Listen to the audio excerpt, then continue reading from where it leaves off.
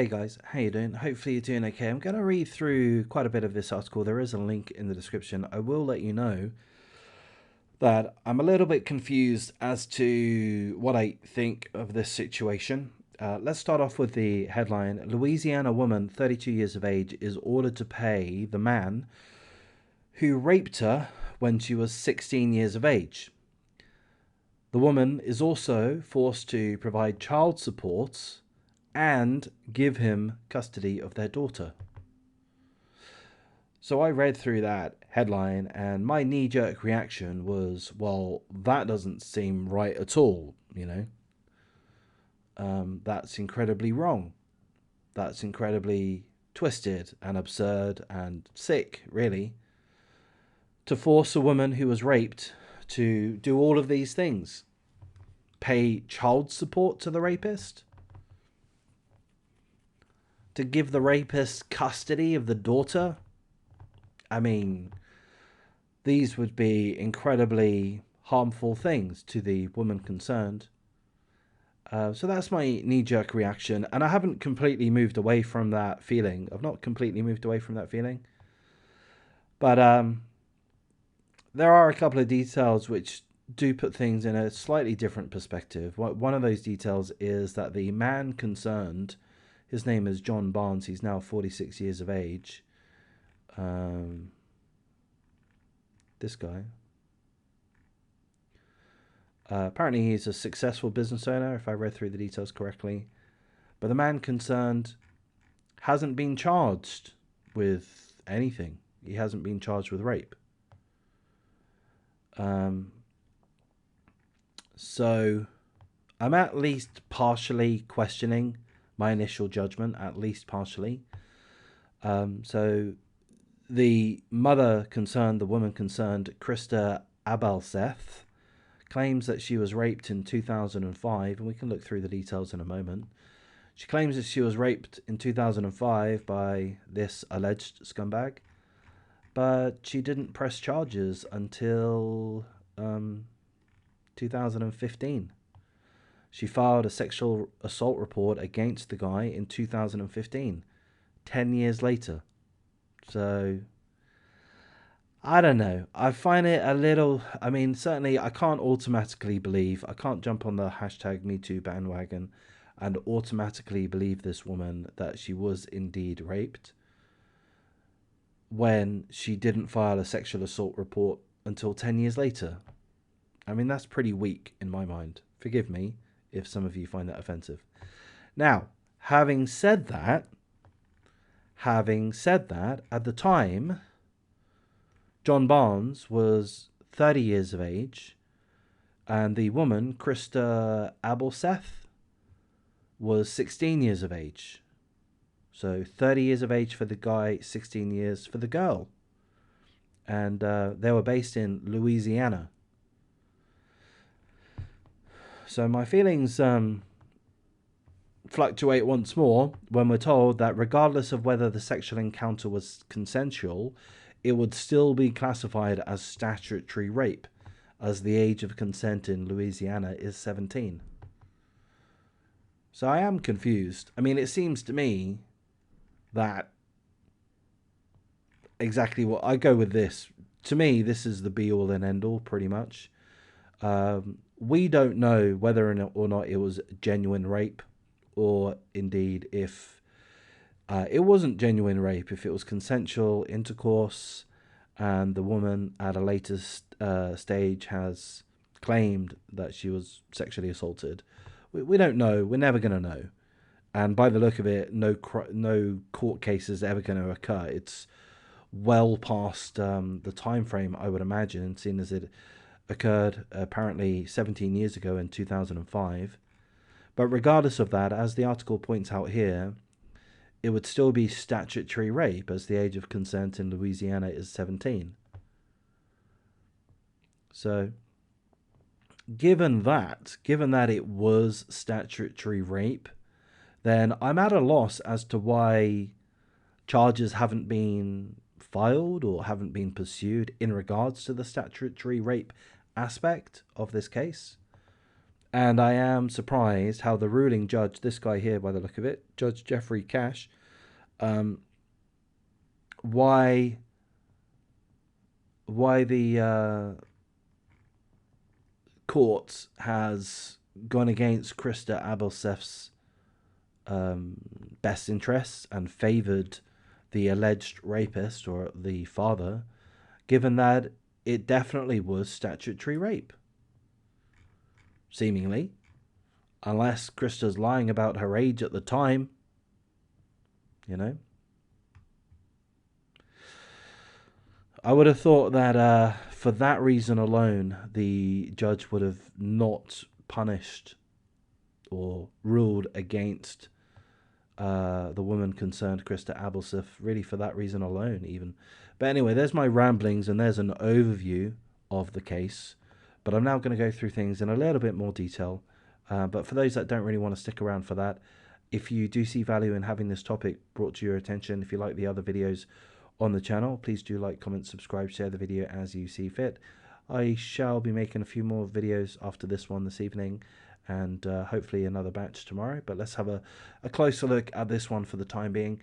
A Louisiana mother who was raped at 16 by a 30-year-old man has been ordered to give up custody of their daughter and to pay him child support. Krista Abelsef's life forever changed in 2005 after she accepted a ride home from John Barnes, this guy, 46 years of age, when her friend decided to leave dinner early. Instead of bringing me home, he brought me to his house, said Krista. Once inside, he raped me on his living room couch. Overcome by trauma and unsure of what to do, the victim, Krista, let friends and relatives believe that the pregnancy was a result of a relationship she had at the time and not a byproduct of rape. The victim welcomed a baby girl and moved on with her life until the alleged abuser found out about their then 5-year-old daughter in 2010. So Krista Abelsef did not inform the alleged rapist of the pregnancy of the child, which to me would be completely normal if indeed it was actual rape. I shouldn't even say actual rape, should I?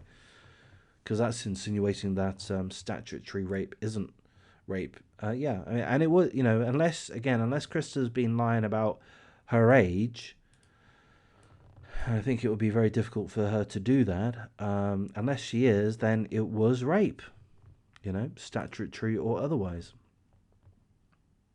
as far as I can tell.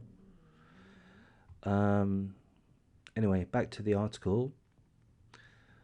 The alleged rapist is an owner of a digital branding site, and at that point he began a legal battle against the alleged rape victim to obtain custody rights. Despite filing a sexual assault report against the alleged rapist in 2015 and fiercely fighting to have her child in her care, the alleged victim's custody rights were revoked last month over an allegation that she bought a cell phone for her daughter. So apparently buying a cell phone for your daughter is enough for you to lose custody of your child. But that seems odd. Because the child is now 16, 17. What's so bad about buying your 16 or 17-year-old a cell phone? How can that justify losing custody? That's really weird.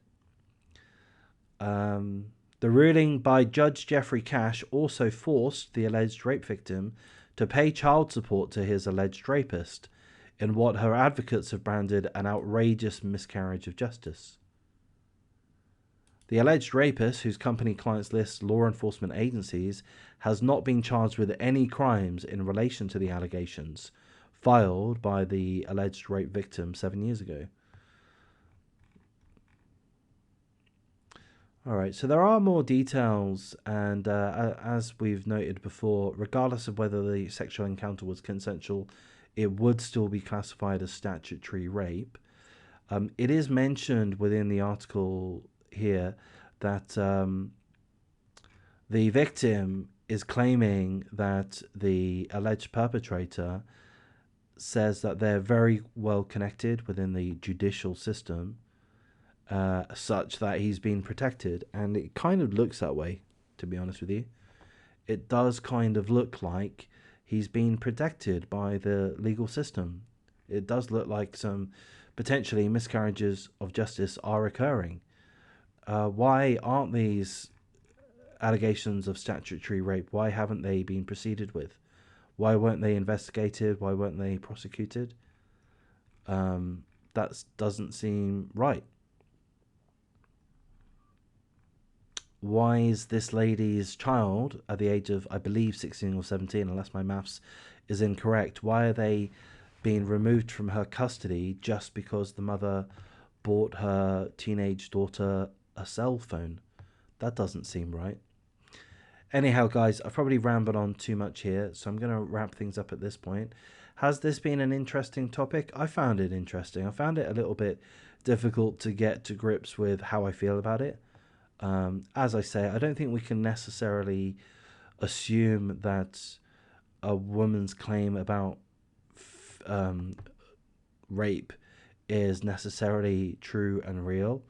I think a lot of rape victims can claim rape after the fact out of regret or out of fear, out of shame, out of whatever other reasoning. So we can't automatically believe the woman concerned, the alleged victim, but certainly, you know, if she was 16, under the age of 17, and in Louisiana where this occurred, then it seems like a foregone conclusion that she was the victim of statutory rape. And with that, it does seem to be folly or misplaced to award the statutory rapist custody of the child, etc., etc. So I don't know. I don't know what to make of it. It's a bit difficult, a bit complicated, this one, but I guess I wish them all the best. Probably I'm siding more with the alleged victim. She's lost custody of her child. She's heartbroken. Is it just that she lost custody of her own child? Well, no, not really. Not if it's just because she bought her a cell phone. No, that's not a good enough reason. So I'm going to wrap things up here, guys. If you do value this topic, being made aware of this topic, if I've done a half decent job, if you like the other videos on the channel, please do like, comment, subscribe, share the video as you see fit, and I'm going to thank you for your time.